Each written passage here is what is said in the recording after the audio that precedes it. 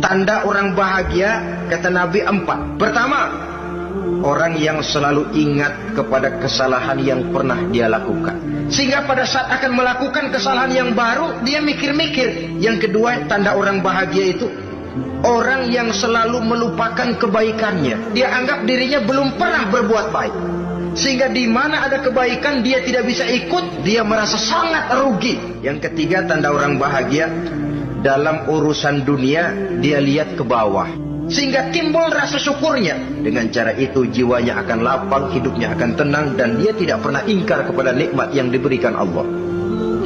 Sebaliknya yang keempat, tanda orang bahagia itu dalam urusan akhirat dia lihat ke atas. Kalau dia bisa sholat, kenapa saya tidak? Kalau dia sanggup puasa, kenapa saya tidak? Kalau dia bisa baca Quran, kenapa saya tidak? Timbul panas, nyontok ibadah mendatangkan kebahagiaan.